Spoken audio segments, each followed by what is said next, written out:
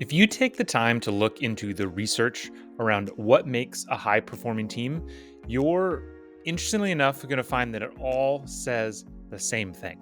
Whether you're talking about Patrick Lencioni, Amy Edmondson, or even Google's Project Aristotle, where they did a multi-year study to figure out what's the difference between high performing teams and average performing teams. They all say the same thing, and that is that the answer is trust. If you are a manager, building trust on your team should be your first priority. But that puts us in a bit of a pickle because what is trust? When I run leadership sessions and I ask people to define trust, they all have different definitions.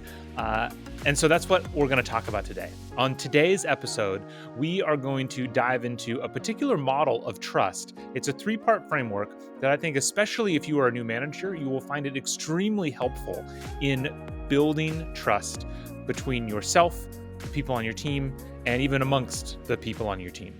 So let's get into it.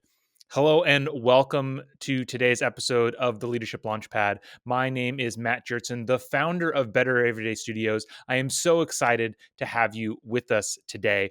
My goal on this show is to talk to coaches, authors, experts to bring you actionable insights that will help improve your own performance and the performance of those around you. On these solo episodes, I spend a minute kind of reflecting on the things that I have experienced through my career of being an Air Force instructor pilot, leading high performers at companies like SpaceX and other startups around the country. And in order to help you become a better manager faster, so you don't have to make all the same mistakes I did. Trust is a tricky thing. Like I said earlier on in the show, I run lots of leadership sessions, and one of the things that I often open with is asking people to define trust. And it can be tricky. It's one of those things that kind of like, we know it when we see it. But a number of years ago, I had a great experience where I was introduced to somebody who actually works on trust with the United Nations. So he's commonly working with these teams that are obviously, from all over the world. They have lots of different ethnicities, lots of different beliefs. And the question is, how do we get these people to work together? And he used a really simple three-part framework that I want to share with you. Okay. So in his mind and in his research, what he's found is that trust is really the makeup of three things. And he identifies it as a Venn diagram where there are these three overlapping circles. And when they all overlap, that's when you get trust. So the first part of the Venn diagram, the thing that you have to show people in order for them to trust you, is that you can get things done right now. And I think most of us have probably experienced this, in the form of asking ourselves, is this person going to do what they say they're going to do? Are they going to show up on time? Are they going to make it to the party? Are they going to fulfill their commitments? And as an individual contributor in the workplace, this often comes down to, can you get your projects done? But a tricky thing happens, especially for new managers, is that one of the biggest pitfalls of new managers is that they stay too long in individual contributor mode. So they keep focusing on, can I get my personal work done? But when you're a new manager, the emphasis really needs to change to making sure you're executing on those manager duties, which can sometimes come into conflict. We all have too much to do. A really simple example of this is, showing up to one-on-ones on time or any team meeting on time. Very often what will happen, things get busy, you get busy, and you'll say to yourself, oh, well, everybody will understand. We need to cancel the one-on-one this week. We'll just push it to next week. No big deal. But in truth, it is a big deal. So at least for some people, that's a commitment that you're making, and maybe they have something important to talk to you about.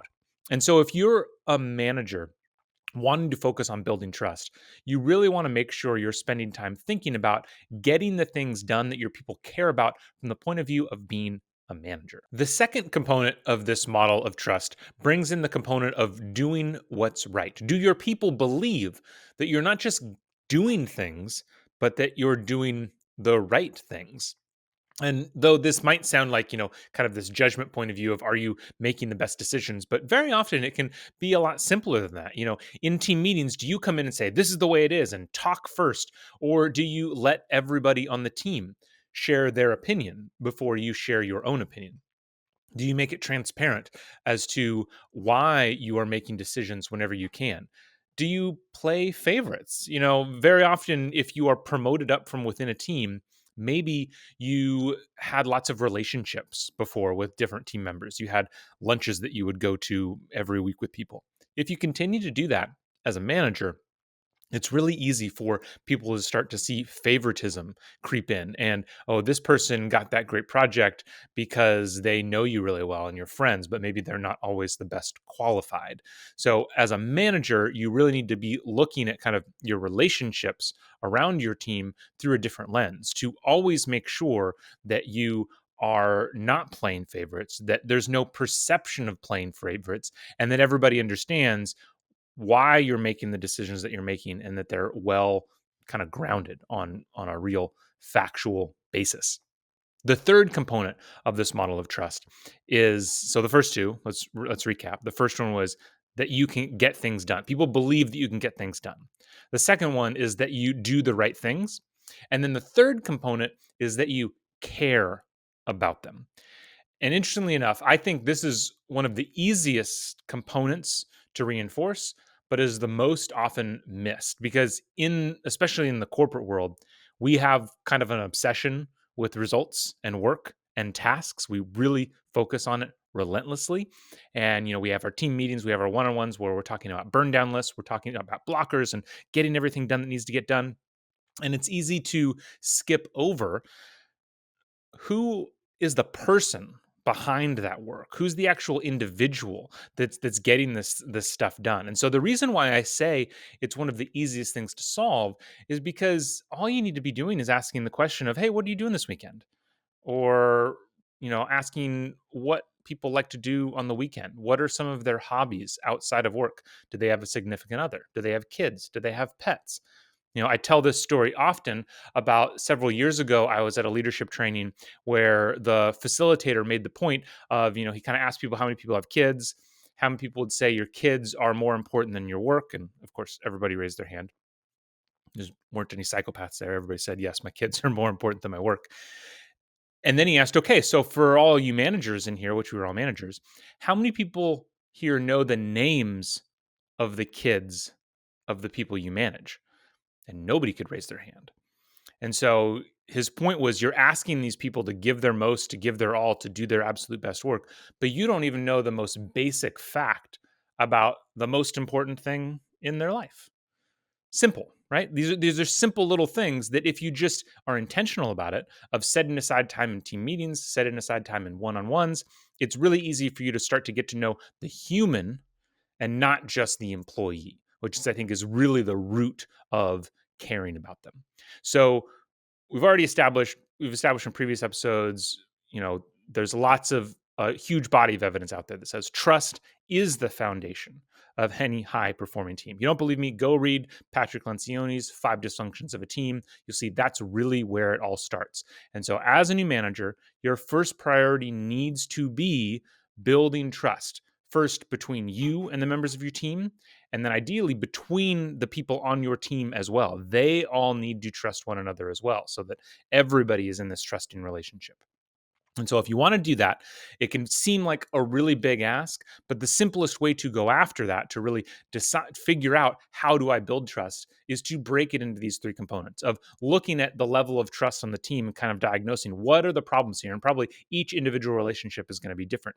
Is the problem that people don't think I'm getting things done? Or is it that they don't think I'm getting the right things done or doing the right things? Or is it that I don't care about them?